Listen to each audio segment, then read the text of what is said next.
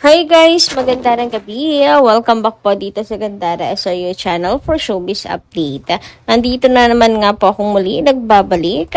Ang nagmamaganda ninyong kachismosang Kim Pao, wala na pong iba, ang lokareta si Gandara upang maghatid sa inyo ng latest update and fresh happenings patungkol kina Kim Chiu and Paula Avellino. And para nga sa gabing ito, ang tatalakayin naman nga natin at pag-uusapan ay mayroon nga pong kinalaman dito sa kay Direk na kung saan ay mayroon po siyang inamin tungkol kay Kim Chiu. Napaka-consistent po talaga. At the same time, mga naging ganap ni Kimi ngayong Oktobre, grabe, fully book. Sobrang dami. Ako yung nalulula para kay Kim Chiu. Naku, inggit na naman for sure ang ibang ang iba kay Kimi kasi sa hindi parang hindi naman po ata normal na sa mga artista, hindi kasi lahat hindi porket empleyado ka araw-araw meron kang ginagawa bilang artista. Si Kim lang po talaga ata itong isa sa araw-araw talaga hindi po nawawalan. Anyway, bago tayo mag-start sa mga di pa po nakaka-subscribe sa ating channel, pakiclick lang po tayo na ating subscribe button at notification bell na nariyan sa baba upang kayo maging updated po at ma-notify tuwing may bago tayong chika at balita hinggil sa Kim Pao. Basta mga balita na may kinalaman kina Kim Chiu and Paula Avellino, sagot na nga po natin yan.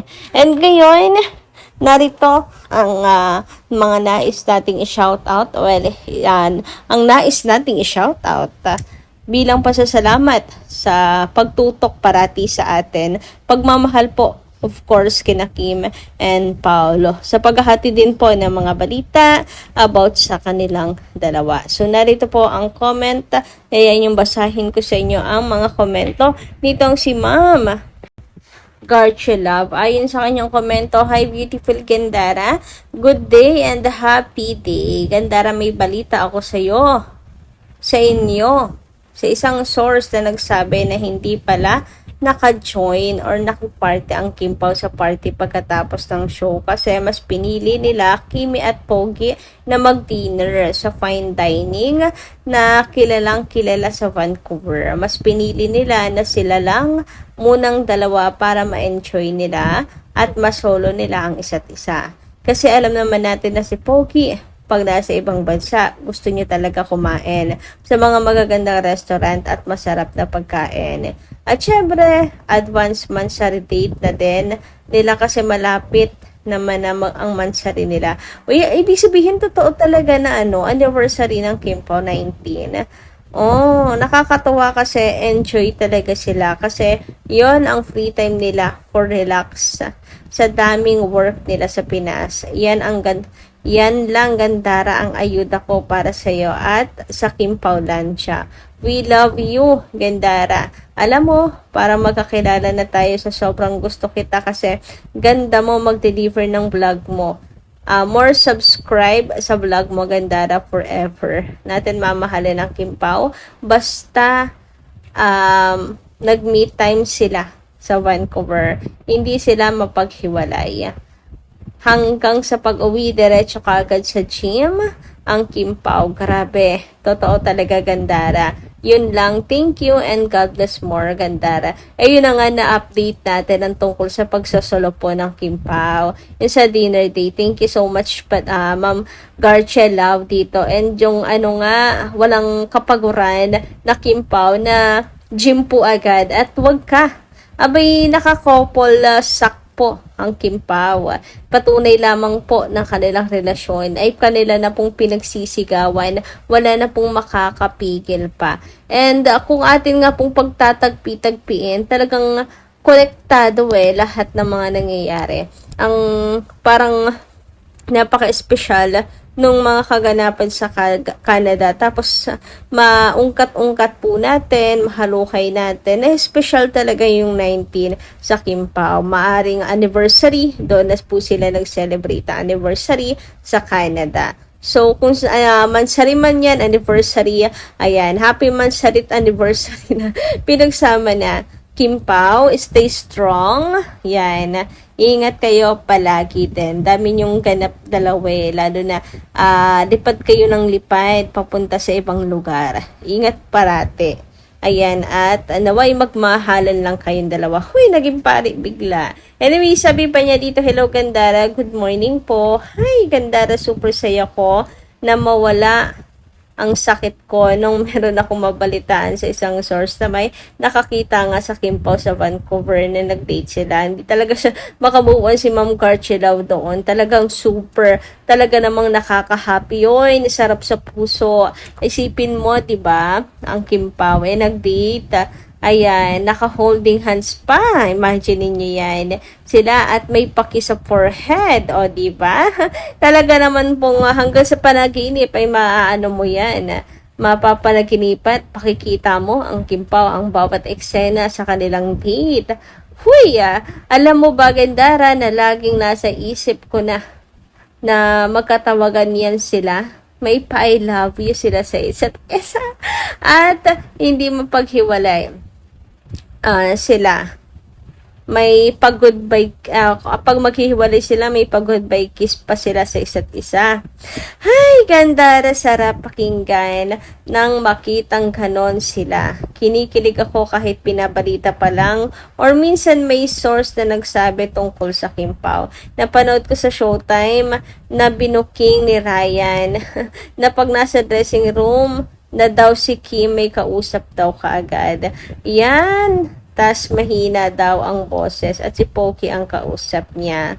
Yan, sa mga bashers naman, huwag nyong pagtuunan ang kakabash ng Kimpaw namin. Kasi kahit anong gawin nyo, wali kaming pakel sa inyo. At lalong-lalo na Kimpaw namin. Kasi makita nyo naman sa mga ganaps nila, doon pa lang alam nyo na may Kimpaw in real life at tinututukan na tinutuldukan na ni Pokey namin. Mahal na mahal niya si Queen at sila na forever. Ble na lang sa mga bashers. God bless, Gandara. God bless, Kimpaw. Stay strong in your relationship. Mahal namin kayo. Yes, marami nagmamahal sa inyo, Kim and Paolo. Tandaan nyo yan. Kaya huwag kayong mag-alala. Kasi yung mga bashers naman yan, kukonti lang, may ingay lang talaga. Mga alam niyo, mga batang naglulupasay sa sobrang pag-iyan. Yung batang, parang mga batang naglulupasay, sobrang nakakarindi yung lakas ng pag-iyak. Pero tutuusin, yung pinasasaktan lang din sila kasi hindi mangyari yung gusto po nilang mangyari. Anyway, sabi naman dito ni Garchilaw, hello Gandara, na di po yan pakakawala ni Pogi si Queen kasi forever na sila. Road to wedding bells na ang Kimpaw, wag nang patagalin. Next year na kagad kasi nasa edad na sila. Super ganda ng lyrics ng kanta nila hanggang ngayon. Kalog pa ako sa puyat sa Kimpaw natin, Gandara. Love you forever, Gandara. Thank you so much, Garchilaw. Ayan, ingat po kayo parate. Maraming salamat sa mga positive and good news nyo tungkol sa Kimpaw. Sobra naman talaga, pati ako'y nadadala. Ayan, sa inyo pong kilig, talaga namang nakakahawa. Ang ganda ng mga balita sa kanilang dalawa. Yung mga source din kasi nila Kim and Paula, mga malapit lang din po sa kanila. O kaya po ay may mga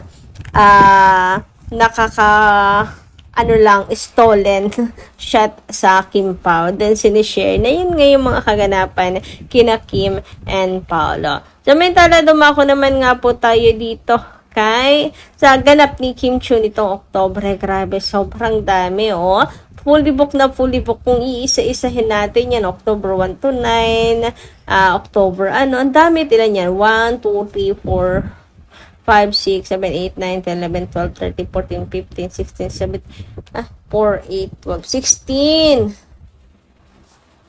16 yung na to, 16 na collage pinagsama-samang mga naging ganap ni Kim Chiu. And yan ang haba mga ano yung kagaya niya no, October 1 to 9, may October 17 to 21. 'Di ba ang dami kung paano na yung pinagkakasya ni Kim Chu. Talagang punong-puno po ang kanya schedule nung October and ngayong October, and looking forward po tayo sa Nobyembre. Anyway, tumako naman nga po tayo dito sa pinaka-latest nating balita at sentro na ating balita ngayong gabing ito. So, ayan, base nga po, dito wala pong pagbabago, napaka-consistent po si Derek. Talagang kanya pong favorite si Kimi. So, eto, meron po ulit silang picture ni Kim Chu. Thank you so much, Derek Arnel. 'Di ba? Ayon sa pagbubulgar nga niya, ay favorite niya si Kimi. Hi, favorite, 'di ba? Halos lahat po ay favorite. Paborito po si Kim, paboritong katrabaho, paboritong artista, ayan. Paboritong co-host.